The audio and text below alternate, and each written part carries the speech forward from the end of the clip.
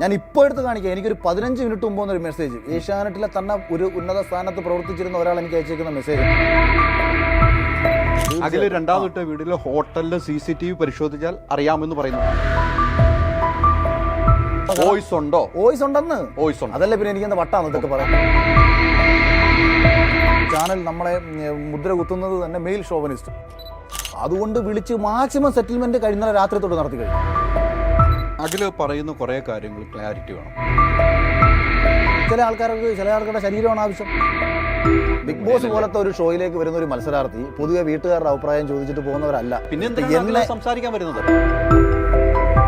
തുണിയടിച്ച് കാണിക്കുന്ന വൃത്തികേടുകൾ പോലെ വൃത്തികേടുകൾ മാത്രം കാണിക്കുകയും അത് വിറ്റ് കാശാക്കുകയും ചെയ്യുന്ന ഒരു ചാനൽ സമൂഹത്തോട് എന്ത് നീതിയാണ് കാണിക്കുന്നത്? പേര് പറയാനല്ല, ഒരാഴ്ച ഉറങ്ങണ്ടെന്ന് അതിന്റെ കാര്യമില്ലല്ലോ. അഖിലെ, കാലങ്ങളായിട്ട് ചില ആൾക്കാർ ചെയ്തു വന്നിരുന്ന ചില തെമ്മാടിത്തരങ്ങൾ എൻ്റെ വായിലൂടെ അത് പുറത്തു വരുന്നൊരു സാഹചര്യമാണ് ഉണ്ടായത്.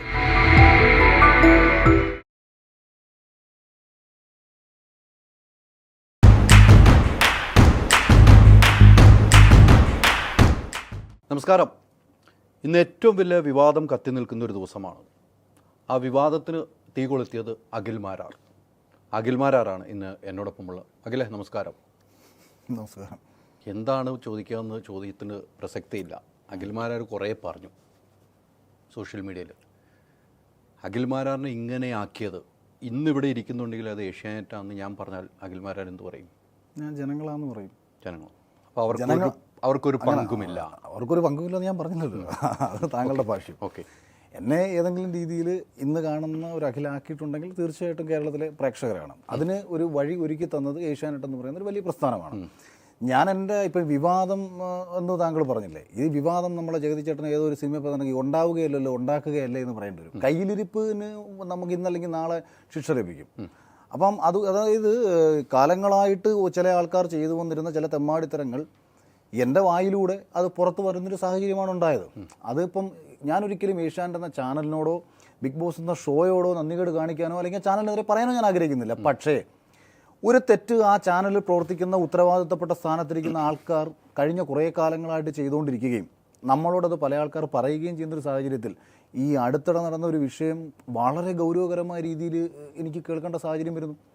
അതിനേക്കാൾ ഉപരി ഒരു ഷോ, ഒരു റിയാലിറ്റി ഷോ, ആ റിയാലിറ്റി ഷോയിൽ നിന്ന് പ്രേക്ഷകർ ആഗ്രഹിക്കുന്ന കുറേ കാര്യങ്ങളില്ലേ, അതൊരു സമൂഹത്തെ മുഴുവൻ വഴിതെറ്റിക്കത്തക്ക രീതിയിൽ കഴിഞ്ഞ 10-50 ദിവസങ്ങളായിട്ട് പോയിക്കൊണ്ടിരിക്കുകയാണെന്നുള്ള കാര്യം ഏറെക്കുറെ എനിക്ക് തോന്നുന്നത് ഞാൻ ഈ പറയുന്ന അഭിപ്രായത്തിന് ഒരു എതിരഭിപ്രായം പോലും ചിലപ്പോൾ ഉണ്ടാവാൻ സാധ്യതയില്ല. കാരണം ഷോയെക്കുറിച്ച്, ഈ സീസൺ 6 എന്ന് പറയുന്ന ഷോയെക്കുറിച്ച് തുടക്കം മുതൽ ഏകദേശം ഇവിടം വരെ, അതുകൊണ്ടാണ് ഞാൻ ഈ ഒരു വിഷയം പറയുന്ന സമയത്ത് ജനങ്ങൾ അത്രയേറെ നമ്മളെ സപ്പോർട്ട് ചെയ്ത് സംസാരിക്കാനുണ്ടായ കാരണം.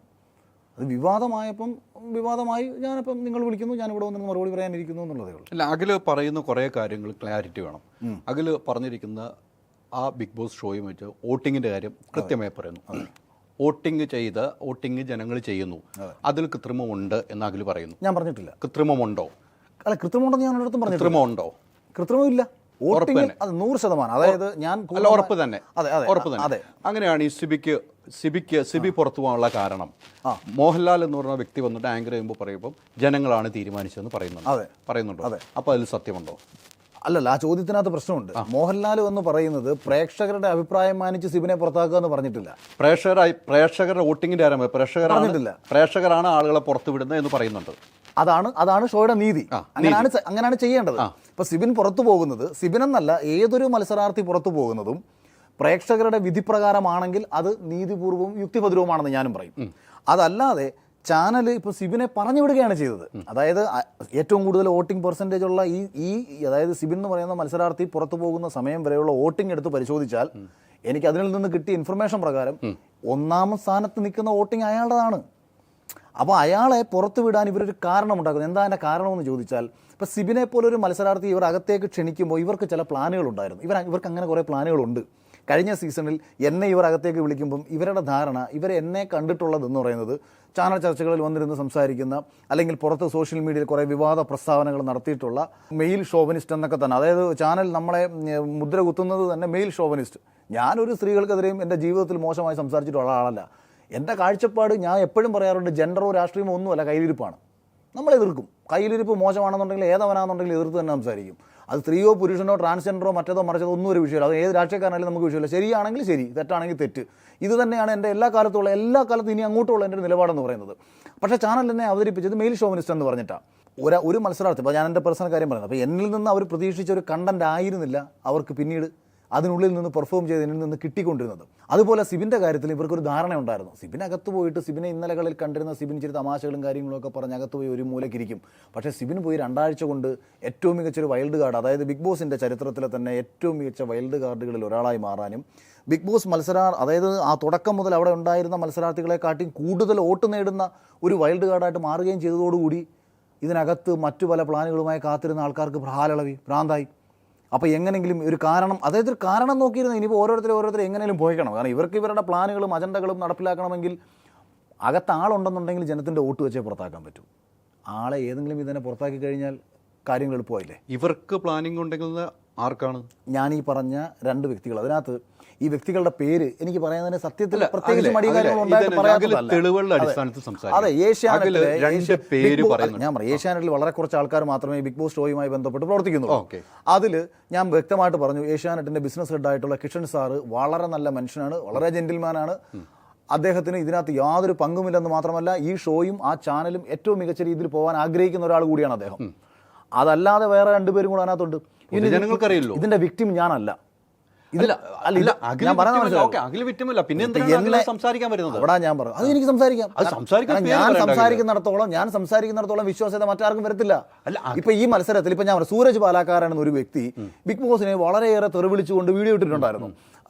ബിഗ് ബോസിനെ മാത്രമല്ല ലാലേട്ടനെ തെറിവിളിച്ചുകൊണ്ടും വളരെ അധിക്ഷേപിച്ചുകൊണ്ട് അയാളുടെ ഒരു വീഡിയോ ഞാൻ കണ്ടു. പക്ഷേ അയാൾ 2 പ്രാവശ്യം ബിഗ് ബോസിനകത്ത് ഇന്റർവ്യൂവിന് പോയ ആളാണ്, കിട്ടാത്ത ആളാണ്.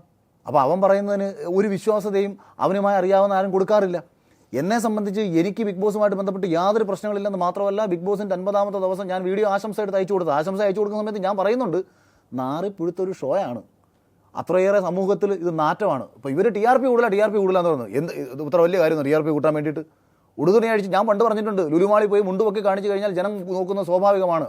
അത് എന്നെ സെലിബ്രിറ്റി ചെയ്യാനാണ്. അത് ഞാൻ പോയി കാണിക്കുമെന്ന് കരുതിയിട്ടാണ് ചില വിവരം കേട്ട വിഡ്ഢികൾ കമന്റ് ഇട്ടുകൊണ്ട് നടക്കുന്നത്. അതൊരു പൊതുവായിട്ടൊരു കാര്യം പറഞ്ഞാണ്. കാരണം കഴിഞ്ഞ സീസണിൽ നമ്മൾ സോഷ്യൽ മീഡിയയിൽ തുണി അടിച്ചിട്ട് റീച്ച് കൂട്ടുന്ന ആൾക്കാരുണ്ട്, വിവരക്കേടുകൾ കാണിച്ച് റീച്ച് കൂട്ടുന്ന ആൾക്കാരുണ്ട്. അപ്പോൾ അവരെ പരിഹസിച്ചുകൊണ്ട് നമ്മളെല്ലാവരും നടത്തിയ അന്നത്തെ ചർച്ചയിൽ സിനിമ റിവ്യൂവേഴ്സിനെ കുറിച്ച് മോഹൻലാലിനെയും മമ്മൂക്കയും ഉൾപ്പെടെ സിനിമയിലെ പ്രബുദ്ധരായിട്ടുള്ള കലാകാരന്മാരെ വിമർശിച്ച് റീച്ച് കൂട്ടാൻ നടക്കുന്ന ആൾക്കാരുണ്ട്. അപ്പോൾ അവരെ പരിഹസിച്ചുകൊണ്ട് പറയുന്നതാണ്. ബിഗ് ബോസിൽ അങ്ങനെ കുറേ ആൾക്കാരില്ലേ? ബിഗ് ബോസിൽ എല്ലാവരും, ഇതിപ്പോൾ നമ്മളിപ്പോൾ എല്ലായിടത്തും എല്ലാവരും നല്ലവരൊന്നും അല്ലല്ലോ, മോശക്കാരും ഇല്ലേ? അങ്ങനെ മോശം കാണിച്ച ആൾക്കാരുടെ പ്രവൃത്തികൾ കണ്ടപ്പോൾ നമ്മളത് പറഞ്ഞ കാര്യമാണ്. അതന്നെ ഇപ്പോൾ ഈ സീസണിൽ കാണും. ഞാൻ പറഞ്ഞത് തന്നെയാണ് ഈ സീസണിൽ എല്ലാ ആൾക്കാരും യോജിക്കുകയാണ് ഒരർത്ഥത്തിൽ.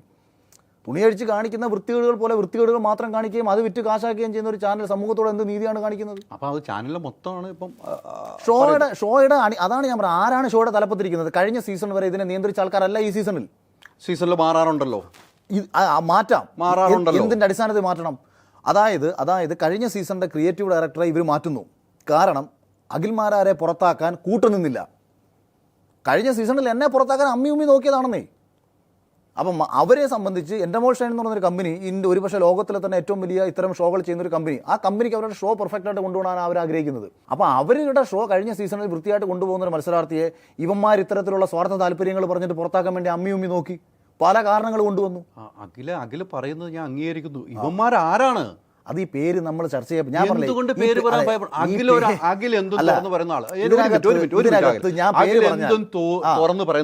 തുറന്നു പറയുന്നതിന്റെ പ്രശ്നമില്ലെന്ന് പറയുന്നു. നിങ്ങളൊരു നല്ലൊരാളെ അവന്മാര് തൂറിവാരി വരുവന്നേ. അഖിൽ പറയുമ്പോൾ ഞാൻ പറഞ്ഞുതരാം. ഈ തലയിൽ കോഴിയെ കട്ടവന്റെ തലയിൽ പൂട ഉണ്ടെന്ന് പറയത്തില്ലേ നമ്മള്? പൂട തപ്പിക്കൊണ്ടിരിക്കുക, 2 കൂടെ അവിടെ മാറിയും തിരിഞ്ഞു വരുന്നത്. എന്തുകൊണ്ട് അഖിൽ എന്തുകൊണ്ട് പേര് പറയുന്നില്ല? പേര് പറയണല്ലോ, ഒരാഴ്ച ഉറങ്ങണ്ടെന്ന്. അതിന്റെ കാര്യമില്ലല്ലോ. അഖിലെ പ്രേക്ഷകർ കാണുന്നില്ല. ഇത് വീഡിയോ വേണമെന്ന് പറഞ്ഞപ്പോൾ ഇത്രയും പേരാണ് ചോദ്യങ്ങൾ ചോദിച്ചിട്ടിരിക്കുന്നത്. ചോദ്യങ്ങൾ ചോദിച്ചിരിക്കുകയാണ്. നിയമപരമായിട്ട് പോകാൻ ഉദ്ദേശിക്കുന്നിടത്തോളം കാലം, അതായത് എന്റെ ഉദ്ദേശം എന്താ പറഞ്ഞു? എന്റെ ഉദ്ദേശം എന്ന് പറയുന്നത്, ഈ ഷോ ഇതുവരെ പോയിക്കൊണ്ടുന്ന രീതിയിൽ ഇനിയൊരു മാറ്റം ഉണ്ടാകണം. ഒന്ന്, ഇതുവരെ മത്സരാർത്ഥികളുമായിട്ട് ബന്ധപ്പെട്ട് ഇപ്പം ജിൻഡോയെ പോലൊരു മത്സരാർത്ഥിക്ക് പുറത്ത് പ്രേക്ഷകരുടെ പിന്തുണയുണ്ട്. അതേപോലെ പ്രേക്ഷകർ ഇഷ്ടപ്പെടുന്ന 1-2 മത്സരാർത്ഥികളെങ്കിലും ഹൗസിനുള്ളിലുണ്ട്. അവരെ ജയിപ്പിക്കത്തക്ക രീതിയിൽ, അല്ലെങ്കിൽ അവരെയാണ് ജയിപ്പിക്കാൻ പ്രേക്ഷകർ തീരുമാനിക്കുന്നതിൽ അവർ ജയിക്കണം. അപ്പോൾ ഇനി അങ്ങോട്ടെങ്കിലും ഇവർമാർ ഈ ഷോയിൽ കാണിക്കാൻ പോകുന്ന കള്ളത്തരങ്ങൾ ഈ ഷോ എനിക്കിപ്പോൾ ഇതിനകത്ത് ഞാൻ എപ്പോഴും പറയുന്നൊരു കാര്യമുണ്ട്. ഇപ്പോൾ ഒരാൾ ഒരു സ്ത്രീയെ ഇപ്പോൾ സിനിമയിൽ നമ്മൾ കാസ്റ്റിംഗ് കൗച്ചിനെ കുറിച്ച് പറയും. ഒരു സ്ത്രീ അവളുടെ സ്വന്തം ഇഷ്ടപ്രകാരം ഒരാളുടെ കൂടെ പോയി കിടന്നു കൊടുത്തതിൻ്റെ അടിസ്ഥാനത്തിലാണ് ആ സിനിമയിൽ അവർക്ക് അവസരം കിട്ടിയെന്നുണ്ടെങ്കിൽ നിയമപരമായിട്ടൊരു നിയമത്തിന് എന്ത് ചെയ്യാൻ പറ്റും? ആ സ്ത്രീക്ക് പരാതി ഇല്ലാത്തടത്തോളം കാലം നമുക്ക് നിയമത്തിനോ നമുക്കോ വ്യക്തികൾക്കോ ഒന്നും ചെയ്യാൻ പറ്റത്തില്ല. അവർ പരാതി ഇല്ലാത്തടത്തോളം കാലം. അതുപോലെ തന്നെ ഇവരെ ഇഷ്ടം പോലെ എങ്ങനെയോ ജീവിച്ചോട്ടെന്നേ, ആർക്കും ഒരു പ്രശ്നമില്ല. പക്ഷേ അത് മറ്റൊരു മത്സരാർത്ഥിയുടെ ജീവിതത്തെ ബാധിക്കത്തക്ക രീതിയിലാവരുത്. ഞാനിവിടെ ഇടപെടേണ്ടി വന്നൊരു സാഹചര്യം ഉണ്ടായത് എന്തുകൊണ്ടാണ് രാവിലെ, അതായത് ഇന്നലെ രാത്രി ലൈവ് ഇടുന്ന ഞാൻ രാവിലെ 1.5 മണിക്കൂർ ലൈവ് ഇട്ടതാണല്ലോ. ഈ 1.5 മണിക്കൂർ ലൈവിൽ ഞാനൊരു അക്ഷരം ഇവരെ പറ്റി പറഞ്ഞില്ല. ഞാൻ സിബിൻ എന്ന് പറയുന്ന ആളെ ഞാൻ എൻ്റെ ജീവിതത്തിൽ ഇതുവരെയും കണ്ടിട്ടില്ല. ഞാൻ സിബിനെതിരെ മോശമായിട്ടാണ് ഞാൻ ആ ലൈവിൽ പറയുന്നത്. അതായത് എടാ ലാലേട്ടൻ ഇത് പറയുന്നത് കേട്ട് പേടിച്ച് നീ പോയോ, പിന്നെ നീ എന്ത് ബിഗ് ബോസ് മത്സരാർത്ഥിയാണ്? എൻ്റെ കഴിഞ്ഞ സീസൺ എടുത്തു കഴിഞ്ഞാൽ ആദ്യ ആഴ്ചയിൽ വന്ന മധുവിഷയം തൊട്ട് 70ാമത്തെ ദിവസം ശോഭയ്ക്കെതിരെ നടത്തിയ പരാമർശം എന്ന് പറഞ്ഞിട്ട് പുറത്ത് സ്ത്രീ സംരംഭകരെല്ലാവരും കൂടെ എനിക്കെതിരെ കേസ് കൊടുക്കാൻ പോകുന്നു എന്ന് പറഞ്ഞുണ്ടാക്കിയിട്ടുള്ള വലിയ പ്രശ്നങ്ങൾ ഉൾപ്പെടെ എല്ലാ ദിവസവും എന്നെ വന്നിരുന്ന എല്ലാ ശനിയാഴ്ചകളിലും എടുത്തു കൊടുക്കുന്ന ഒരാളായിരുന്നല്ലോ ലാലേട്ടൻ. അപ്പം നമ്മൾ ആ സമയത്ത് അവനെ സർവൈവ് ചെയ്ത് നിന്നു, നമ്മളവിടെ പിടിച്ചു നിന്നു. നിനക്ക് എന്തുകൊണ്ട് പറ്റിയില്ല എന്ന് പറഞ്ഞ് ഞാൻ സിബിനെതിരെ സംസാരിക്കുകയാണ് രാവിലെ ചെയ്തത്. കേസെടുത്തില്ലേ? ഏതായിരുന്നു? ശോഭയുടെ വിഷയത്തിൽ എനിക്കെതിരെ കേസൊന്നും എടുത്തില്ല. ഇവിടെ എടുത്തിട്ടില്ല. എടുത്തെന്നൊക്കെ പറഞ്ഞ് എന്നെ കൺഫെഷൻ റൂമിൽ വിളിച്ച് വരട്ടിയൊക്കെ ചെയ്തു കേട്ടോ. ഞാൻ പറഞ്ഞ് എടുത്തോട്ടെന്ന് പറഞ്ഞു. ഞാനൊരു വ്യക്തിക്കെതിരെ പറയുന്നത് എങ്ങനെ കേരളത്തിൽ കിടക്കും? ഞാൻ ഹൈദറിനെ പറ്റി പറഞ്ഞാൽ മൂവി വേൾഡ് മീഡിയയുടെ മുതലാളി എനിക്കെതിരെ കേസ് കൊടുക്കേണ്ട കാര്യം എന്തുവാ? ഹൈദർ ഇതിനകത്തിരുന്ന് കാണിക്കരുത് എമ്മാടി തരാം. ഞാൻ നാളെ വിളിച്ചു പറഞ്ഞാൽ അതങ്ങനെ മൂവി വേൾഡ് മീഡിയ അതുപോലെ തന്നെ ഏഷ്യാനെറ്റ് എന്ന പ്രസ്ഥാനത്തിനകത്ത് ഒരു പ്രശ്നമല്ല. ആ പ്രസ്ഥാനത്തിനകത്ത് കയറി ഇരുന്നിട്ട് തെമ്മാടിത്തരം കാണിക്കുന്ന 2 പേർ ഈ ഷോയിലേക്ക് വരാൻ ആഗ്രഹിക്കുന്ന നിരവധി ചെറുപ്പക്കാരുടെ ജീവിതം വെച്ച് അവന്മാർ കളിക്കുന്നു. അവന്മാരുടെ താല്പര്യങ്ങൾ, അതായത് പൈസ. ഇതിനകത്ത് മുമ്പൊക്കെ ആയിരുന്നെങ്കിൽ വലിയ പൈസ മേടിച്ച് പെർ ഡേ വലിയ ശമ്പളം മേടിച്ച് വന്നുകൊണ്ടിരിക്കുകയാണ്.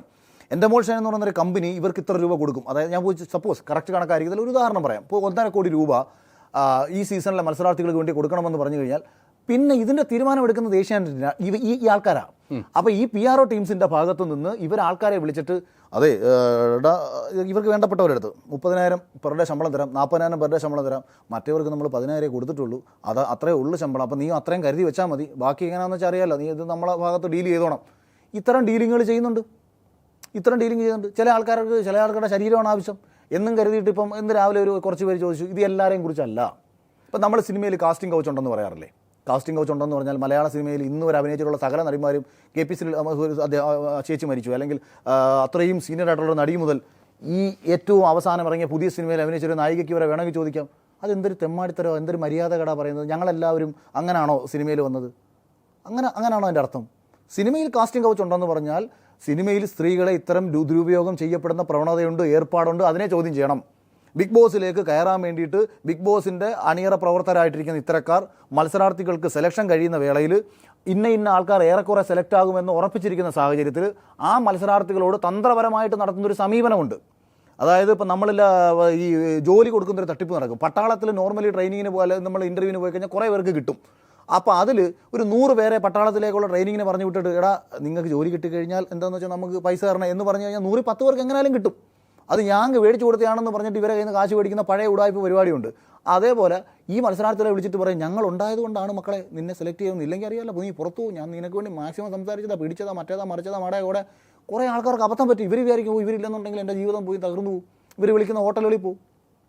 അങ്ങനെ പോയിട്ടുള്ളവരുണ്ട്, പോകാത്തവരും പോയിട്ടുണ്ട്. അഖിൽ പറഞ്ഞത് എല്ലാ സീസണിനെ ഉൾപ്പെടുത്തിയാണ് പറഞ്ഞത്. അതെ, ഇപ്പൊ എല്ലാ തുടക്കം മുതൽ ഈ സീസൺ തീർച്ചയായിട്ടും. അഖിൽ രണ്ടാമത്തെ വീട്ടിൽ ഹോട്ടലിൽ CCTV പരിശോധിച്ചാൽ അറിയാമെന്ന് പറയുന്നുണ്ട്. ഇതൊക്കെ കൃത്യമായിട്ട് ഏഷ്യാനുള്ളിരിക്കുന്നവർക്ക് അറിയാം. അല്ല അങ്ങനെ പോകാൻ പറ്റില്ലോ. സ്ത്രീകളെ കുറിച്ചാണ് പറഞ്ഞാണ്. സ്ത്രീകളെ പേടിക്കണം. അഖിൽമാരാർ പറഞ്ഞ് ബിഗ് ബോസിൽ പോയ സ്ത്രീകള് അവിടെയുള്ള 2 പേര് അല്ലെങ്കിൽ 3 പേര്, 2 പേരാന്ന് എപ്പോഴും പറയുന്നത്, ആ 2 പേരുടെ കൂടെ കിടന്നു എന്നുള്ള വാക്കാണ് ഉപയോഗിച്ചത്. ഞാൻ കണ്ടിട്ടില്ല, അവര് പറഞ്ഞതാണ്. അവര് അഖിലിന്റെ അടുത്ത് പറഞ്ഞോ? അതെ, അവര് പറഞ്ഞിട്ടുണ്ട്. ആ സ്ത്രീകൾ എന്താണ് അഖിലിന്റെ അടുത്ത് തെളിവ്? അങ്ങനെ ഒരു തെളിവുണ്ട്. ഇപ്പൊ എന്നെ ഒരാളെ പീഡിപ്പിച്ചതോ ഞാൻ എന്തോ തെളിവ്? അഖിലിന്റെ അടുത്ത് പറഞ്ഞു എന്നുള്ള തെളിവ് വോയിസ് ഉണ്ടോ? അത് പുറത്തുവിടേണ്ട സാഹചര്യത്തിൽ അവരുടെ സമ്മതം. വോയിസ് ഉണ്ടോ? വോയിസ് ഉണ്ടെന്ന്. അതല്ല പിന്നെ എനിക്ക് എന്താ വട്ടാണ് ഇതൊക്കെ പറയാം. ആ സ്ത്രീകള് അഖിലിനെ വിളിച്ച് പറയുന്ന വോയിസ് ഉണ്ട്. ഞാൻ ഇന്ന ആളിനെ വിളിച്ചോണ്ട് വാട്സപ്പിൽ അയച്ച വോയിസ് ഉണ്ട്. അവർ മറ്റാൾക്കാരുടെ അടുത്ത് പറഞ്ഞതിന്റെ ചാറ്റ് വോയിസ് റെക്കോർഡുകൾ, ചാറ്റ് സംഭാഷണങ്ങൾ. അത് പിന്നെ ഞാൻ ഇതിനകത്തൊരു കാര്യം പറയാം. നമ്മുടെ അടിസ്ഥാനപരമായ, കാരണം ഇവർക്കാർക്കും ഇത് പ്രശ്നമല്ല. ആർക്ക്? ഈ പറയുന്ന ഇവരാരും ഇരയാക്കപ്പെട്ടവരായിട്ട് ഇവർ വിശ്വസിക്കുന്നില്ല. ഇങ്ങനെ സംഭവിച്ചിട്ടുള്ളവർക്കൊന്നും തന്നെ ഇതൊന്നും ഇവരെ ബാധിക്കുന്ന വിഷയങ്ങളല്ല. ഇവർക്ക് താല്പര്യമില്ല, ഇവർക്ക് നീതി കിട്ടണം. നമ്മളിത് പറഞ്ഞെന്തിനാണെന്നറിയാമോ? ഏഷ്യാനെറ്റിന്റെ അണിയറ പ്രവർത്തകരും ഇതിന്റെ തലപ്പത്തിരിക്കുന്നവരും ഇത് ഇനിയെങ്കിലും മനസ്സിലാക്കണം. കാരണം ഇവർക്ക് ആർക്കും അറിയത്തില്ലല്ലോ ഇങ്ങനൊരു കാര്യത്തെ കുറിച്ചിട്ട്. ഞാൻ ഇപ്പോൾ എടുത്ത് കാണിക്കാം. എനിക്കൊരു 15 മിനിറ്റ് മുമ്പ് വന്നൊരു മെസ്സേജ്, ഏഷ്യാനെറ്റിലെ തന്നെ ഒരു ഉന്നത സ്ഥാനത്ത് പ്രവർത്തിച്ചിരുന്ന ഒരാൾ എനിക്ക് അയച്ചേക്കുന്ന മെസ്സേജ് എടുക്കുക, നമുക്ക് കാണിക്കാം, വേണമെങ്കിൽ വായിക്കാം. ആളാരാന്ന് ഞാൻ പറയുന്നില്ല. ഇതെന്താ ആളെ പറയാൻ എന്തിനാണ് എനിക്കൊരു പേടിയില്ലെന്ന്. എനിക്കോ അല്ലെങ്കിൽ പിന്നെ പേര് പറയില്ലേ മറ്റേ കുറച്ചുകൂടെ അഖിൽമാരാര് പെൺകുട്ടികള് ഈ ചില ആളുകളെ സൂമൊന്നും ചെയ്ത് നോക്കരുത്. ചില ആളുകളുടെ കൂടെ പോയി അഖിൽമാരെ പറഞ്ഞ ഏറ്റവും വലിയ പോലുണ്ട്. അതാ അവിടെയാണ്. അവിടെ ഇനിയും മത്സരാർത്ഥികൾ സ്ത്രീകളുണ്ടോ അവിടെ? ഇല്ലേ? ഉണ്ടോ? സ്ത്രീകളുണ്ടോ? ഓക്കെ. ഐ വാസ് ഒരു പർട്ടിക്കുലർ ചുമതല പറഞ്ഞിട്ട് dash of Asianet in 2019 to 2020 what you said is correct. ഏഷ്യാനെറ്റിലെ ഒരു ഉത്തരവാദിത്തപ്പെട്ട സ്ഥാനത്തിരുന്ന ഒരാളാണ്. അദ്ദേഹത്തിൻ്റെ അനുവാദം ഉണ്ടെന്നുണ്ടെങ്കിൽ അദ്ദേഹത്തിൻ്റെ പേര് പുറത്ത് പറഞ്ഞോട്ടെ. കാരണം ഒരാൾ എന്നെ വിശ്വസിച്ചപ്പോൾ നിങ്ങൾ മാധ്യമപ്രവർത്തകരാ, അങ്ങനെയാണെന്നുണ്ടെങ്കിൽ എനിക്ക് നാളെ നിങ്ങളെ വിളിച്ച് രഹസ്യം പറയാൻ പറ്റും. നിങ്ങൾ എന്നെ നശിപ്പിച്ചോളായില്ല. ആ വേലയൊക്കെ കൈവച്ചിരുന്നത്. അല്ല, ഇത് രഹസ്യമല്ല.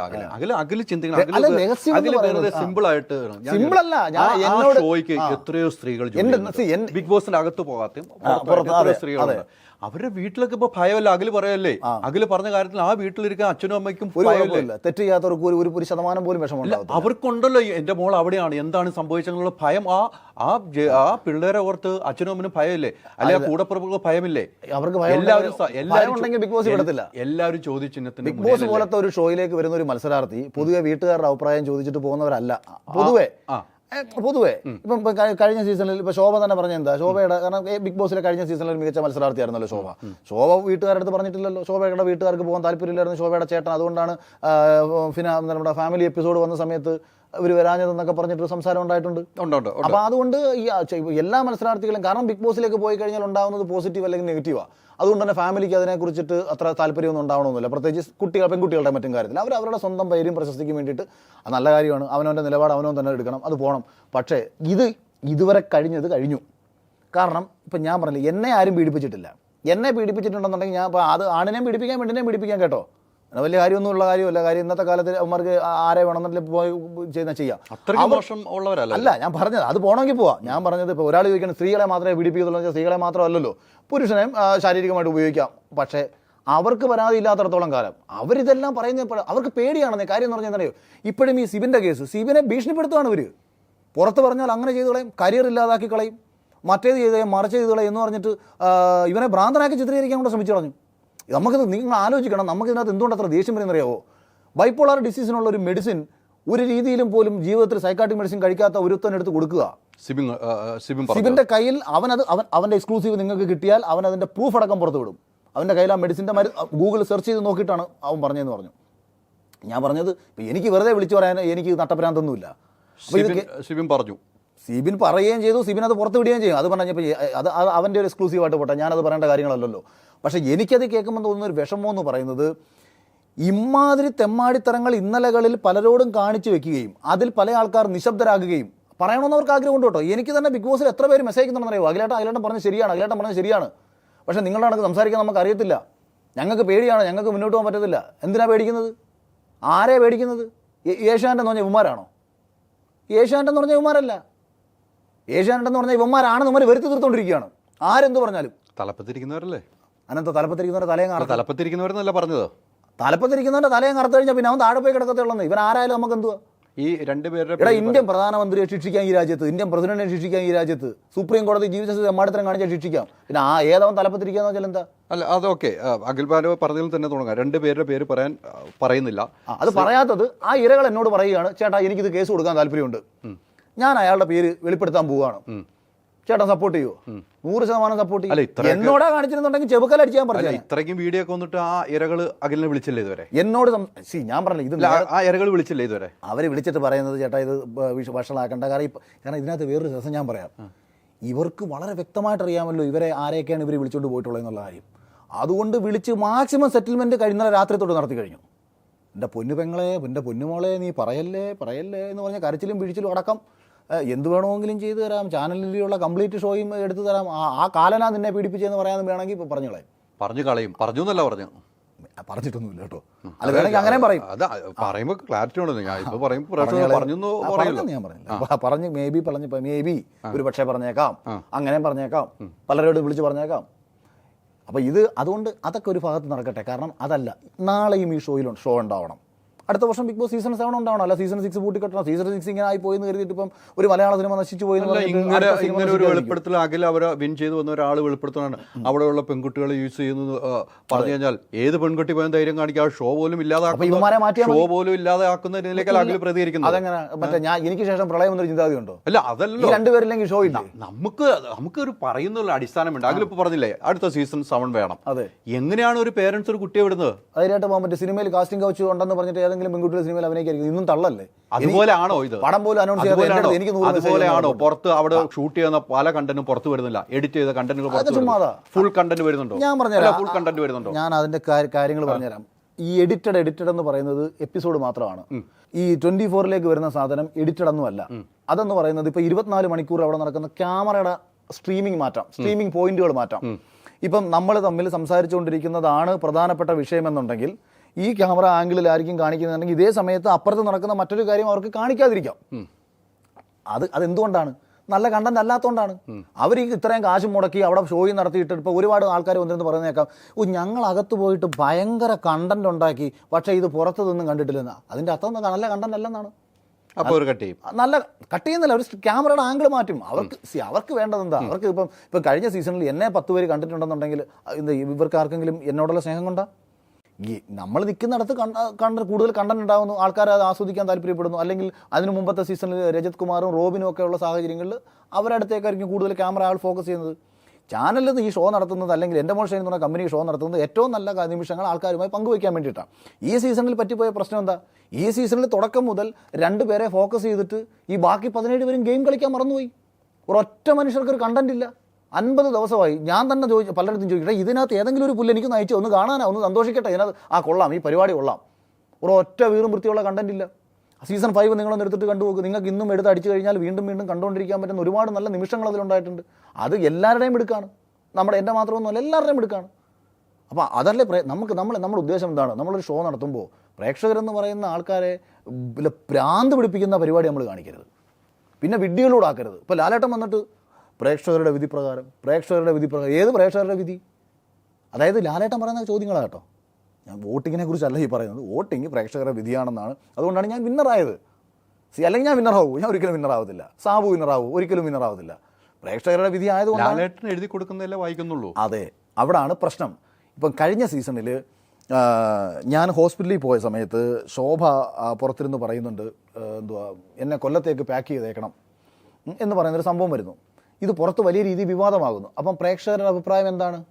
അതിൻ്റെ ക്ലാരിറ്റി വേണം. ഇത് ചോദിക്കാൻ വേണ്ടിയിട്ട് ലാലേട്ടന് സ്ക്രിപ്റ്റ് ഷോ ഡയറക്ടർ കൊടുക്കുന്ന സമയത്ത് വേണ്ട എന്ന് പറഞ്ഞ് ഒഴിവാക്കിയത് ഇവരാണ്, ഈ പറയുന്ന ആൾക്കാരൊക്കെ തന്നെയാണ്. ഇതുപോലെ പല കാര്യങ്ങളിലും, അതായത് ലാലേട്ടൻ എന്ത് ചോദിക്കണം എന്ത് ചോദിക്കണ്ട എന്നുള്ളത് താല്പര്യമുള്ള ആൾക്കാർക്ക് വേണ്ടി ആക്കി മാറ്റാൻ ഇവർക്ക് പറ്റും. അപ്പോൾ എന്ത് ചെയ്യുന്നു? എപ്പിസോഡിൽ ഇത് കാണുന്ന പ്രേക്ഷകർക്ക് ഈ കാര്യത്തെക്കുറിച്ച് അറിയത്തില്ല. ലൈവ് എല്ലാവരും കാണുന്നില്ലല്ലോ. ലൈവ് ഈ സീസണിൽ ഇവർ പറയുന്നത് ഭീകര വ്യൂവർഷിപ്പാണ്, OTTയിൽ ഒരു രക്ഷയില്ലാത്ത വ്യൂവർഷിപ്പാണെന്നൊക്കെ പറയുമ്പോഴത്തേക്കും ഞാൻ വെറുതെ ഇന്നിപ്പോൾ വൈകിട്ട് ഞാൻ അടിച്ച് നോക്കുമ്പോൾ 10,000-12,000 പേര് അറ്റ് എ ടൈമിൽ ലൈവ് വാച്ച് ചെയ്യുന്നുണ്ട്. ഞാൻ രാവിലെ ഇൻസ്റ്റാഗ്രാമിൽ ലൈവ് ഇട്ടപ്പോൾ 12,000 പേര് ഇൻസ്റ്റാഗ്രാമിൽ അറ്റ് എ ടൈമിൽ എനിക്ക് ലൈവിലുണ്ട്.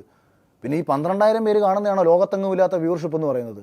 അത് കുറേ യൂട്യൂബർമാർ അവർ ഇങ്ങനെ കുത്തിയിരിക്കുകയല്ലേ, അവർക്ക് വീഡിയോ ഇടണ്ടേ, അവർക്ക് കാശുണ്ടാക്കാൻ പറ്റിയ അവസരമല്ലേ, അവരങ്ങനെ കുറേ ആൾക്കാരിന്ന് കാണുന്നുണ്ട്. അപ്പോൾ ഈ കേരളത്തിൽ കിടക്കുന്ന 3.5 കോടി ജനതയ്ക്കെങ്ങാനും ഈ 10,000 പേര് എവിടെങ്ങാനും കിടക്കുന്നത്. അപ്പോൾ ഇവരെന്ത് ഈ പറഞ്ഞുണ്ടാക്കുന്നത്? അതേസമയം എപ്പിസോഡ് അങ്ങനല്ല. എപ്പിസോഡ് കാണാൻ വലിയ, അതുകൊണ്ടാണ് ലാലേട്ടൻ പറയുന്നതിനകത്ത് ഭയങ്കര ഗൗരവമുള്ളത്. ഒരു മത്സരാർത്ഥിയെ കുറിച്ചിട്ട് വലിയ കേരളത്തിലിരിക്കുന്ന മഹാഭൂരിപക്ഷം വരുന്ന കുടുംബ പ്രേക്ഷകർക്ക് ലാലേട്ടൻ്റെ വായിൽ നിന്ന് കേൾക്കുന്ന ചോദ്യങ്ങളിലൂടെയാണ് അവർ ആ മത്സരാർത്ഥിയെ ചിലപ്പം വിലയിരുത്തുന്നത്. ഇപ്പം ഈ സീസണിൽ മാത്രമല്ല എല്ലാ സീസണിലും പെൺകുട്ടികളെ ഉപയോഗിച്ചിട്ടുണ്ടെന്ന് പറയുന്നുണ്ട് അവിടെ പോയത്. അങ്ങനെ ഉപയോഗിച്ചിട്ടുണ്ടെന്ന് പറയുന്നതല്ല, ഉപയോഗിക്കാൻ പലരും ശ്രമിച്ചിട്ടുണ്ട്, ചിലർ വഴങ്ങി കൊടുത്തിട്ടുണ്ട്, ചിലർ അതിൻ്റെ പേരിൽ പോകാതിരുന്നിട്ടുണ്ട്. അങ്ങനെയാണ് ഞാൻ പറഞ്ഞത്. എല്ലാവരും ചിലരോടും ഈ പല ആളുകളും എന്ന് പറയുമ്പോൾ ഈ പല ആളുകളും അഖിലിനെ വിളിച്ചിരുന്നു. എല്ലാവരും വിളിച്ചിട്ടില്ല. അവർക്ക് മറ്റുള്ള വിക്ടിംസിന്റെ അനുഭവം അവരുടെ കയ്യിലുണ്ട്. കഴിഞ്ഞ സീസണിലുള്ളവർ മാത്രമാണ് അഖിലിനെ വിളിച്ചിട്ടുള്ളത്. അല്ല, ഏതെല്ലാം സീസണിൽ 1 മുതൽ 5 വരെയുള്ള സീസണുകളിലെ പല മത്സരാർത്ഥികളുടെ ഭാഗത്തു നിന്നും ഇത് അഭിപ്രായം എന്നിലേക്ക് വരുന്നത് മറ്റു പലരെയും കണക്ട് ചെയ്ത് വരുന്നുണ്ട്. അതായത് അവർ ഏറ്റവും വേണ്ടപ്പെട്ട ആൾക്കാരുടെ അടുത്ത് അവർ പറഞ്ഞിട്ടുണ്ടല്ലോ, ആ വോയിസ് റെക്കോർഡുകൾ എനിക്ക് കിട്ടിയിട്ടുണ്ട്. വോയിസ് റെക്കോർഡ് കിട്ടിയിട്ടുണ്ട്. അത് കിട്ടിയിട്ടുണ്ട്. സീസൺ 5 സത്യം ഞാൻ തുറന്നു പറഞ്ഞാൽ സീസൺ 5 ഒരാളെടുത്ത് പോലും ഇത്തരം ഒരു പരിപാടി ഉണ്ടായിട്ടില്ല. കാരണം ഞാൻ എല്ലാവരുമായിട്ടും കണക്റ്റഡ് ആണ്. അതായത് സീസൺ 5 ഇങ്ങനെ ഒരു വിഷയം ഉണ്ടായിട്ടില്ല. സീസൺ 5 ഇങ്ങനെ ഒരു വിഷയം ഉണ്ടായിട്ടില്ല. സീസൺ 5 ഇങ്ങനെ ഒരു വിഷയം ഉണ്ടായിട്ടേ ഇല്ല. സീസൺ 5 പക്ഷേ ഒരു സാമ്പത്തിക ഇടപാട് നടന്നിട്ടുണ്ട്. അതായത് ഒരു മത്സരാർത്ഥിയുമായി ബന്ധപ്പെട്ട് പൈസയുടെ ഒരു ഡീലിങ്, അതായത് ഇത്ര പൈസ ഞങ്ങൾക്ക് തരണമെന്ന് പറഞ്ഞിട്ടുള്ള ഒരു ഡീലിങ് നടന്നിട്ടുണ്ട്. അത് ഞാൻ ഇന്ന് അതേ മത്സരാർത്ഥിയോട്, കാരണം അത് ഞാൻ പറഞ്ഞില്ല, അത് എൻ്റെ ഒപ്പം ഉണ്ടായിരുന്ന ഒരു മത്സരാർത്ഥി എന്ന നിലയിൽ നമ്മൾ അതിൻ്റെ അപ്പം അത് അവർക്ക് പുറത്തുവിടാം. ബാങ്ക് സ്റ്റേറ്റ് എനിക്കത് ഞാൻ അത് വേണമെങ്കിൽ അവരൊരു വെല്ലുവിളിയായിട്ട് സ്വീകരിച്ചുകൊണ്ട് അവർക്ക് കിട്ടിയേക്കുന്ന പൈസ ഞാൻ ആർക്കും കൊടുത്തിട്ടില്ലെന്ന് വേണം. കാര്യം ഇന്ന് ബാങ്ക് വഴി വരുന്ന പൈസകളാണ്, ഇവന്മാരാർക്കും കൊടുത്തിട്ട് എനിക്ക് സന്തോഷം കേട്ടോ. അതെൻ്റെ ഒരു സംശയമാണ്. ഞാൻ ആ സംശയം എന്തുകൊണ്ട് എനിക്ക് ബലപ്പിച്ച് പറയാനുള്ള കാരണം എന്ന് പറയുന്നത്, ഇപ്പം ഞാൻ ബിഗ് ബോസിലേക്ക് കയറി പോകുമ്പം ഞാനൊരു ഫിലിം ഡയറക്ടറാണ്, റൈറ്ററാണ്, ഒരുപാട് ചാനൽ ചർച്ചകളിൽ പങ്കെടുത്തിട്ടുള്ളതാണ്. അതിനേക്കാൾ ഉപരി സോഷ്യൽ മീഡിയയിൽ പലവിധ വിവാദ വിഷയങ്ങളും ഉണ്ടാക്കിയിട്ടുള്ളതാണ്. അതായത് ഒരുവിധപ്പെട്ട ആൾക്കാർക്കൊക്കെ അറിയാം. അപ്പം അങ്ങനെ ഒരാളായ എനിക്ക് ഇടുന്ന ഒരു വിലയുണ്ടല്ലോ, ആ വിലയിൽ നിന്ന് മൂന്നരട്ടി ശമ്പളം കൊടുത്തുകൊണ്ട് നമ്മളുടെ പ്രൊഫൈലിനകത്ത് നിന്ന് ഒരുപാട് താഴ്ന്ന് അവർക്ക് ചിലപ്പോൾ അവർ വ്യക്തിപരമായിട്ട് എടുത്താൽ എന്നെക്കാട്ടി വലിയ കക്ഷികളായിരിക്കും, നമുക്കതിനകത്ത് കുഴപ്പമില്ല. പക്ഷേ സമൂഹത്തിൽ അല്ലെങ്കിൽ സോഷ്യൽ മീഡിയ ആണല്ലോ ബിഗ് ബോസ് പോലത്തെ ഷോ പെട്ടെന്ന് നോക്കി കാണുന്നത്, അതുവഴിയാണല്ലോ ഒരാൾക്ക് പൈസ ഇടുന്നതും. അങ്ങനെ നോക്കി കാണുമ്പോൾ അത്ര വലിയ പ്രൊഫൈൽ ഇല്ല എന്ന് തോന്നുന്ന ഒരാൾക്ക് എന്നേക്കാൾ 3 ഇരട്ടി ശമ്പളം കൊടുക്കാനുണ്ടായിട്ടുള്ള ചേതോ വികാരം എന്താണെന്നുള്ള എൻ്റെ സംശയം. എനിക്കത് കൃത്യമായിട്ട് ശമ്പളം അത്രയും കൊടുത്തിട്ടുണ്ടെന്നുള്ള കാര്യം അത് സീസൺ 5 ഓക്കെ. മറ്റ് വിഷയങ്ങളൊന്നും തന്നെ സീസൺ 5 ബന്ധപ്പെട്ട് ഒരാളും അങ്ങനെ എൻ്റെ അടുത്ത് പറയും, അഖിലേട്ടാ എൻ്റെ അടുത്ത് ഇങ്ങനെ രീതിയിൽ സംസാരിച്ചുകൊണ്ട് ഒരു ലൈറ്റ് അപ്രോച്ചൊക്കെ, അതായത് ഒന്ന് എറിഞ്ഞു നോക്കിയിട്ടുണ്ടെന്ന് പറഞ്ഞു. ഒരു എറിയൊക്കെ എറിഞ്ഞിട്ടുണ്ട്, ഒരു ചൂണ്ട ഒന്ന് എറിഞ്ഞു നോക്കിയിട്ടുണ്ട്. അതിൽ അവർ കൊടുക്കാൻ അവർ ആദ്യമേ അങ്ങനെ ഇവർ സ്ട്രൈറ്റ് ആയിട്ട് സംസാരിച്ചുകൊണ്ട്, കാരണം എന്തെന്നറിയോ, ഇവർ ഈ 6-7 പേരടങ്ങുന്ന ഒരു ഇൻ്റർവ്യൂ പാനലാണ് ഒരാളെ സെലക്ട് ചെയ്യുന്നത്. അതുകൊണ്ട് 1-2 ഇപ്പം എന്നെ പുറത്താക്കണമെന്ന് വിചാരിച്ചല്ലേ, എന്നെ പുറത്താക്കാൻ വേണ്ടിയിട്ട് മാക്സിമം കഴിഞ്ഞ സീസണിൽ ഇൻ്റർവ്യൂവിന് തന്നെ ശ്രമിച്ചതല്ലേ, നടക്കാതെ പോയതാണ്. കാരണം ബിഗ് ബോസിൽ ഞാൻ ഉണ്ടാവണമെന്ന് മറ്റുള്ളവർ ആഗ്രഹിച്ചതുകൊണ്ടും ഈ ഷോ നന്നാവണമെന്ന് ചിലർ ആഗ്രഹിച്ചതുകൊണ്ടിൻ്റെ ഫലമാണ് ഞാൻ ബിഗ് ബോസിൽ വരുന്നത്. പിന്നെ ബിഗ് ബോസിനകത്ത് വന്നതിന് ശേഷം ഇവനെ പണിയാനുള്ള പരിപാടി ആലോചിക്കാമെന്ന് പിന്നീട് തീരുമാനിച്ചതാണ്. ഓക്കെ. ഈ ഒരാളുടെ അടുത്ത് പൈസയുടെ എൻ്റെ ഒരു സംശയമാണ്, അത് വേണമെന്നുണ്ടെങ്കിൽ സംശയമാണോ അയാൾ പറഞ്ഞിട്ടുണ്ടോ? അയാളെങ്ങാനും പറയൂ? അഖിലിന്റെ അടുത്ത് പറഞ്ഞു? ഒരിക്കലും പറയത്തില്ല. അഖിലിനെല്ലാം സംശയങ്ങളാണ്. അല്ലല്ല, അത് ഞാൻ പറഞ്ഞല്ലോ, അത് എൻ്റെ ഞാൻ പറഞ്ഞത്, ഇപ്പൊ ചാനൽ ഒരാൾക്ക് പൈസ തരുമ്പോൾ, ഇപ്പൊ താങ്കൾ ഒരു സീനിയർ മാധ്യമ പ്രവർത്തനാണ്, ഇന്ത്യ വിഷൻ മുതൽ ഇങ്ങോട്ട് ഇത്രയും കാലത്ത് എക്സ്പീരിയൻസ് ഉണ്ട്. താങ്കളെയും ഇന്നലെ ഓൺലൈനിൽ വരുന്ന ഒരു മാധ്യമ പ്രവർത്തനയും കൂടെ ഇതുപോലെ ബിഗ് ബോസ് എന്നൊരു പ്ലാറ്റ്ഫോമിലേക്ക് എടുക്കുകയാണ്. അല്ലെങ്കിൽ ഓൺലൈൻ മാധ്യമ പ്രവർത്തക ഒരു സ്ത്രീയാണെന്ന് വെച്ചോളൂ, താങ്കളെയും എടുക്കുകയാണ്. അപ്പോൾ താങ്കൾക്ക് തരുന്ന ശമ്പളം സപ്പോസ് 20,000 രൂപ ശമ്പളം താങ്കൾക്ക് പറയുന്നു ഒരു ദിവസം, അവർക്ക് 60,000 കൊടുക്കുന്നു എന്ന് പിന്നീട് താങ്കൾ അറിയുകയാണ്. അപ്പം നിങ്ങൾക്ക് തോന്നുന്ന സ്വാഭാവിക സംശയം എന്തായിരിക്കും അതിൻ്റെ കാരണമെന്ന് നിങ്ങൾക്കൊരു സംശയം തോന്നത്തില്ലേ? അപ്പം ഈ കാരണം എന്താ? അപ്പം ഈ കാരണമെന്ന് പറയുന്നത് അവർക്ക് ചിലപ്പം കൊടുക്കുന്നത് 20,000 അല്ലെ 15,000, നിനക്ക് 15,000 ഉള്ളു കേട്ടോ, ബാക്കി 35,000 ഞങ്ങൾക്ക് തന്നോണം. ഇത് മുൻപുള്ള ചില മത്സരാർത്ഥികളടുത്ത് പറഞ്ഞിട്ടുണ്ട്, ഇത്തരം ഡീലുകളിൽ കയറ്റിവിടാമെന്ന് പറഞ്ഞിട്ടുണ്ട്. അതാ ഞാൻ പറഞ്ഞത്, അതൊരു സംശയമാണ്. ആ സംശയത്തിനുള്ള കാരണം ഇതാണ്, ഞാൻ പറഞ്ഞല്ലോ, ഈ രീതിയിൽ വന്ന സാലറി വേരിയേഷനിൽ നിന്നാണ് ഞാൻ എൻ്റെ മനസ്സിലേക്ക് ആ സംശയം വരുന്നത്. സംശയം മാത്രമേ ഉള്ളൂ. അത് സംശയം, അത് ആ ആരോപണത്തെ, അതൊരു ആരോപണമെന്ന് വേണമെങ്കിൽ എടുക്കുകയുള്ളൂ. ആ ആരോപണത്തെ വളരെ ഈസിലി അപ്പുറത്ത് പൊളിക്കാൻ പറ്റും. അവർക്ക് വന്നേക്കുന്ന ശമ്പളവും ഈ കഴിഞ്ഞ ഒരു വർഷത്തെ ബാങ്ക് സ്റ്റേറ്റ്മെൻറ്റ് പുറത്ത് വിട്ടാൽ പൊളിയും. പിന്നെ വേറെ സംശയം വിലക്കാൻ വേറൊരു കാര്യം കൂടി ഉണ്ട് കേട്ടോ. ഇയാൾ ജയിക്കാൻ വേണ്ടിയിട്ടാണ് പരമാവധി അതിനകത്ത് എനിക്കെതിരെ ആൾക്കാർ നിന്നത്, അതൊരു പ്രശ്നമാണ്. അപ്പോൾ അതുകൊണ്ടാണ് ഈ സംശയം എന്ന് പറയുന്ന ആരോപണം വിലക്കുന്നത്. എന്നെ പുറത്താക്കണമെന്നും മറ്റേയാളെ ജയിപ്പിക്കണമെന്നും പറഞ്ഞ് അകത്ത് അടിയും വഴക്കം ഉണ്ടാക്കി. ഞാൻ ജയിച്ച് കപ്പടിച്ച ദിവസം ഒരെണ്ണം പാക്കപ്പ് പാർട്ടിക്ക് വന്നില്ലെന്നേ, ഈ ടീം വന്നില്ല. അവരൊരു മെസ്സേജ് അയച്ചു എൻ്റെ മോൾഷൻ്റെ ആൾക്കാർക്ക്, ദിസ് ഈസ് അൺഫെയർ എന്ന്. എന്നിട്ട് ഈ മത്സരാർത്ഥിക്ക് വേണ്ടിയിട്ട് ഹോട്ട്സ്റ്റാറിൽ മറ്റേ റോബോട്ടിക്കായിട്ട് സോഫ്റ്റ്വെയർ ഓട്ടടിച്ച് കയറ്റി. അതവർ പിടിച്ചു. അവർ പിടിച്ചതുകൊണ്ടായിരിക്കും അൺഫെയർ എന്ന് പറഞ്ഞത്. കാരണം ഏത് വിധേന എന്നെ തോപ്പിക്കണമല്ലോ, അപ്പോൾ കള്ളവോട്ടെങ്കിലും ചെയ്ത് തോപ്പിക്കണം. കാര്യം അമ്മാതിരി ഹ്യൂജ് വോട്ട് എനിക്ക് കിട്ടുന്നുണ്ട് തുടക്കം മുതൽ. ഈ പൈസ കൊടുത്തതിൻ്റെ അതായത് പ്രേക്ഷകരെ ആക്കാൻ കഴിയുന്ന ഒരു സാധനം ഇതിവിടാണ്. അത് പക്ഷേ ഞാൻ വേറെ കാര്യം കേട്ടോ, അതിപ്പോൾ പറഞ്ഞപ്പോഴാണ് എനിക്ക് ഓർമ്മ വന്നത്, വേണമെങ്കിൽ ഇവർക്കൊരു മാനിപ്പുലേഷൻ നടത്താം. ഈ ഫിനാലയിൽ മാത്രമായിരിക്കും ഈ റോബോട്ടിക്കായിട്ട് വരുന്ന അല്ലെങ്കിൽ സോഫ്റ്റ്വെയർ ആയിട്ട് വരുന്ന വോട്ടുകളെ പിടിക്കാൻ വേണ്ടിയിട്ട് ഓഡിറ്റിംഗ് സിസ്റ്റം ഇരിക്കുന്നത്. കാര്യം എന്ന് വെച്ചാൽ 5 പേരല്ലേ ഉള്ളൂ, അതിൽ ഏറ്റവും കൂടുതൽ വോട്ട് കിട്ടുന്ന ഒരാൾ വേണം ജയിച്ചു വരാനെന്ന് അവർ ആഗ്രഹിക്കുന്നുണ്ടും. ആ സമയത്ത് ഓഡിറ്റിംഗ് ടീം ചിലപ്പോൾ ഭയങ്കര സ്ട്രോങ് ആയിട്ട് വാച്ച് ചെയ്യും. അതേസമയം ഇപ്പുറത്ത് ഈ നോർമൽ ഒരു വീക്കെൻഡ് അതായത് ഒരു 4th week 5th week 6th week അതിൽ ഇവർക്ക് താല്പര്യമുള്ളൊരു മത്സരാർത്ഥി മാക്സിമം നിൽക്കണമെന്നുള്ള ഉദ്ദേശം ഇവർക്കുണ്ടെന്നുണ്ടെങ്കിൽ ചിലപ്പോൾ ഒരു 500 വോട്ടിൻ്റെയോ 1000 വോട്ടിൻ്റെയോ അല്ലെ 10000 വോട്ടിൻ്റെയോ ഒക്കെ വ്യത്യാസത്തിൽ താഴെയാണെന്നുണ്ടെങ്കിൽ രഹസ്യമായിട്ട് വിളിച്ചിട്ട് അവർക്ക് വേണ്ടപ്പെട്ട ആൾക്കാർക്ക് ഇൻഫർമേഷൻ കൊടുത്തിട്ട് പറയാം, ഇന്ന ആൾക്ക് സപ്പോസ് എക്സ് എന്ന് പറയുന്ന നമ്മുടെ കണ്ടസ്റ്റൻസിന് ഇപ്പോൾ ഇത്ര വോട്ട് കുറവുണ്ട്, അവളാണ് ഇപ്പോൾ ലാസ്റ്റ് നിൽക്കാൻ, അവനാണ് ഇപ്പോൾ ലാസ്റ്റ് നിൽക്കുന്നത്, നമുക്കറിയാവുന്നൊരു ടീമുണ്ട്, അവരെ ഉപയോഗിച്ചുകൊണ്ട് വേണമെങ്കിൽ വോട്ടടിച്ച് കയറ്റിക്കോ, ആരും പെട്ടെന്ന് ഇപ്പോൾ ആരും പിടിക്കാൻ പോകുന്നില്ലെന്ന് പറയും. കാരണം അതാരും ശ്രദ്ധിക്കത്തില്ല. 15 മുതൽ 10, 15, 16, 17 മത്സരാർത്ഥികളോ അല്ലെങ്കിൽ 10 വരെയൊക്കെ ആൾക്കാർ നിൽക്കുമ്പോഴോ ആൾക്കാരും അത് വലിയ കാര്യമാക്കത്തില്ല, എങ്ങനെയെങ്കിലും സേഫായി. കാരണം ആര് പോയാലും ആൾക്കാർക്ക് ആ സമയത്ത് വലിയ പ്രശ്നമൊന്നും കാണത്തില്ല. അങ്ങനെ വേണമെങ്കിൽ ഈ പ്രേക്ഷകരെ വിഡ്ഢികളാക്കാം. പക്ഷേ കപ്പ് അല്ലെങ്കിൽ ഫിനാലയിലേക്ക് എത്തും. അതുകൊണ്ടാണ് ഇവർ ഫിനാലയിലേക്ക് ആൾക്കാരെ എത്തിക്കാതിരിക്കാൻ മാക്സിമം നോക്കുന്നത്. ഇവർക്ക് വേണ്ടപ്പെട്ട ആൾക്കാരെയൊക്കെ എത്തിക്കുക. പിന്നെ അതിൻ്റെ ഉദ്ദേശം എന്ന് പറയുന്നത്, ഒരാൾ ഒരു മത്സരാർത്ഥി ജയിച്ചു വരുമ്പോൾ ചാനലിനും ഉണ്ടാവുമല്ലോ, അല്ലെങ്കിൽ ഈ അണിയറ പ്രവർത്തകർക്ക് ഉണ്ടാവുമല്ലോ, അവർക്ക് അവരുടേതായിട്ടുള്ള സ്വാർത്ഥ താല്പര്യങ്ങളുണ്ടാവും. ഓരോരുത്തരെ വെച്ച് ഓരോന്ന് പ്ലാൻ ചെയ്യാം. അപ്പോൾ അത്തരം പ്ലാനിങ് ഒക്കെ എൻ്റെ കാര്യത്തിൽ തുടക്കത്തിലേ കുടുങ്ങി. തുടക്കത്തിലേ ഞാൻ അവസാനം 3ാമത്തെ 4ാമത്തെ പരിപാടി പങ്കെടുത്തിട്ട് ഞാൻ പറഞ്ഞില്ല, മേലാൽ എന്നെ ഒരു പരിപാടിക്ക് വിളിക്കരുതെന്ന് പറഞ്ഞു. ഞാൻ ഒരു പരിപാടിക്കും വരുന്നത് ഇപ്പോഴൊന്നും അല്ല കേട്ടോ, ഞാനൊരു 7 മാസങ്ങൾക്ക് മുമ്പേ ഞാൻ പറഞ്ഞതാണ്, നിങ്ങളുടെ കയ്യിലെ പാവയാവാനൊന്നും എനിക്ക് താല്പര്യമില്ല. ഞാൻ ആരുടെയും മറ്റേ ചാടിക്കളിക്കട കുട്ടിരാമ എന്ന് പറയുമ്പോൾ ഒന്ന് കളിക്കുന്ന കുട്ടിരാമനല്ല ഞാൻ. അതുകൊണ്ട് എന്നെ ഇനി ഒരു പരിപാടിക്കും വിളിക്കരുതെന്ന് ഞാൻ ആദ്യമേ അവരുടെ അടുത്ത് പറഞ്ഞ് ഒഴിവായതാണ്. എന്നെ വല്ല ഗസ്റ്റായിട്ടോ വല്ല ജഡ്ജ് അങ്ങനെയൊക്കെയുള്ള നമുക്ക് വന്നിരുന്ന കംഫർട്ടാവുന്ന സോണിൽ വിളിക്കുക. പിന്നെ ഉമ്മാർ നമ്മളെ നാട്ടിക്കാൻ വേണ്ടി കുറേ പരിപാടികളിൽ ഞാൻ പങ്കെടുത്ത് 1-2 പ്രോഗ്രാം വെച്ചിരുന്നു, അതെല്ലാം ഞാൻ മുൻകൂട്ടി വെട്ടി. ഞാൻ പറഞ്ഞു ഇപ്പോൾ മനസ്സിലായോ എന്തുകൊണ്ടാണ് ബിഗ് ബോസ് ജയിക്കേണ്ടി വന്നതെന്ന്. കുറേ ഉടായ്പ പരിപാടി കൊണ്ട് സ്ക്രിപ്റ്റിനകത്ത് വന്നു. എന്നിട്ട് എന്നെ ഫാമിലിയും കൂടെ വിളിച്ചിട്ട് ഏഷ്യാനെറ്റിൻ്റെ ഓണപരിപാടി നടന്ന സമയത്ത് ഞാനും ഫാമിലിയും കുട്ടികൾ ഉൾപ്പെടുന്ന എല്ലാവരും വിളിച്ചിരുത്തിയിട്ട് അതിനകത്തൊരു സ്കിറ്റ് കുമാർ കാണിച്ചു. എന്തുവാ മറ്റേ മുണ്ടിൻ്റെ പൊക്കുന്ന വിഷയമായിട്ട് കൊണ്ടുപോയിട്ട് ആ വിഷയം തന്നെ ഇവന്മാർ അനാവശ്യമായിട്ട് ഉണ്ടാക്കിയൊരു വിഷയമല്ലേ. ഹൗസിനുള്ളിൽ ഞാൻ തമാശയായിട്ട് നമ്മളിരുന്നിട്ട് ചുമ്മാ അതായത് എവിടെ എന്ത് മുണ്ട് വെക്കുക, ആരെന്ത് മുണ്ട് വെക്കിയത് കണ്ടു, ഒരു ഉടുത്തിരിക്കുന്ന മുണ്ട് ചുമ്മാ ഇങ്ങനെ കൈകൊണ്ടെന്ന് പൊക്കി കഴിഞ്ഞാൽ മറ്റേ തുണി അഴിച്ച് കാണിച്ചെന്നുള്ള രീതിയിലാണ് അതിൻ്റെ അർത്ഥം. മുണ്ട് പൊക്കിയതാണല്ലോ അത് ശരി, മുണ്ട് ഇങ്ങനെ പൊക്കാൻ പറ്റത്തില്ല. വെറുതെ പൊക്കുമല്ലോ, ശരിക്കും തന്നെ പൊക്കിയത്. എവിടെ പൊക്കിയത് ആ വീഡിയോ നമ്മൾ ഇന്റർവ്യൂ ചോദിച്ചാണ്. തെറ്റ് തെറ്റായതുകൊണ്ടല്ലോ ഞാൻ തിരിച്ചങ്ങോട്ടൊരു കാര്യം പറയാം. അഖില് മാപ്പ് പറഞ്ഞല്ലോ അതിന്. ഇത് അതാ ഞാൻ പറഞ്ഞത്, നമ്മൾ നിന്ന് ഒരാളെ പൊക്കി കാണിക്കുക എന്ന് ഇതൊക്കെയാണല്ലോ സാധാരണ ലൈംഗിക ചേഷ്ടയോട് കൂടിയിട്ട് നമ്മൾ കാണിക്കുന്ന ആക്ട് എന്ന് പറയുന്നത്.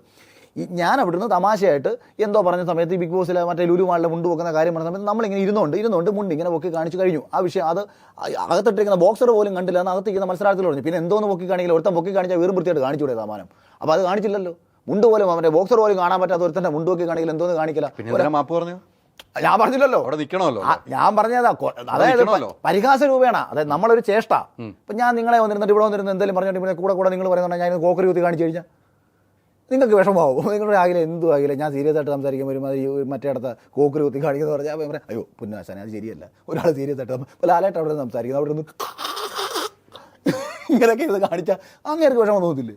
അപ്പോൾ ആ ചേഷ്ട ശരിയല്ല. അത് അത്തരത്തിലൊരു ചേഷ്ട, ആ ആക്ട് അത് തെറ്റാണെന്ന് ഞാനും പറഞ്ഞു. അതാണ് അവിടെ പറഞ്ഞ കാര്യം. പക്ഷേ അതിനെ എടുത്തു വെച്ചിട്ട് ആദ്യം ചാനലിലങ്ങ് ഏഷ്യാനെറ്റിൻ്റെ യൂട്യൂബിനകത്ത് അടിച്ചു, സെറീനെ മുണ്ട് പൊക്കി കാണിച്ച അഖിൽമാരാണ്. സെറീനെ എന്തോ നീ മുണ്ട് പൊക്കി കാണിച്ചപ്പോൾ കണ്ടത്? ഒന്നും കണ്ടിട്ടില്ല അഖിലേട്ടാ എന്നാണ് അവൾ അകത്തും പറയുന്നത്, ഇന്നും പുറത്തും പറയുന്നത്. എന്നിട്ട് ഇവന്മാർ ഈ മര്യാദ കേടാന്ന് എഴുതി വെച്ചു. അതും കഴിഞ്ഞിട്ട് എഴുതി വെക്കുന്ന ഈ 2 പേരാണോ? പിന്നെ ആരാണെന്ന് എഴുതി വെക്കുന്ന ടൈപ്പ് ചെയ്യാണെന്നവർക്ക് അറിയത്തില്ലായിരിക്കും. ഇവർ പറയുന്നുണ്ടായിരിക്കും മാക്സിമം. അതായത് ഒരാളെ ഏത് രീതിയിൽ പുറത്ത് തേജോവധം ചെയ്യാം, അതിന് മാക്സിമം. ഇന്നും കുറേ ആൾക്കാർ ഇത്തരം കമൻറ്റുകളായിട്ട് വരുന്നുണ്ട്. ഞാൻ പറഞ്ഞതാ. അപ്പോൾ ഇത് അവരടിച്ചു വിടുന്നു. പിന്നീട് ഓണപരിപാടിക്ക് വിളിച്ചുകൊണ്ടിരുത്തിയിട്ട് ഇതേ ആക്ട് കാണിക്കുന്നു. കോമഡി എന്താണെന്നറിയാവോ? ഇതിൻ്റെ സ്ക്രിപ്റ്റ് എഴുതിയവൻ ബസ്സിനകത്ത് വെച്ചൊരു പെണ്ണിനെ മുണ്ടോക്കി കാണിച്ചതിൻ്റെ ഒരു ജയിലിലായി. എനിക്കെതിരെ ആരെന്ത് പണിഞ്ഞാലും പണിയുന്നതിനൊക്കെ അകത്ത. ബിഗ് ബോസിനകത്ത് കുറേ എണ്ണം എന്നെ പണിയാൻ നോക്കി, പണിഞ്ഞ ഓരോന്നോരോന്നും വഴിയിലായി. ആ സ്കിറ്റിൻ്റെ ഡയറക്ടർ, ക്രിയേറ്റീവ് ഡയറക്ടർ ബസ്സിനകത്ത് വെച്ച് മുണ്ടോക്കി കാണിച്ചതിന് 2 ആഴ്ച കഴിഞ്ഞപ്പോൾ ജയിലിൽ എന്നെ പത്രവാർത്ത എടുത്ത് അയച്ചത് എൻ്റെ ഒരു സുഹൃത്ത്. ആണ്ടല്ലേ ഇവൻ അളിയൻ അന്നത്തെ അതിൻ്റെ സ്ക്രിപ്റ്റിൻ്റെ ഡയറക്ടർ.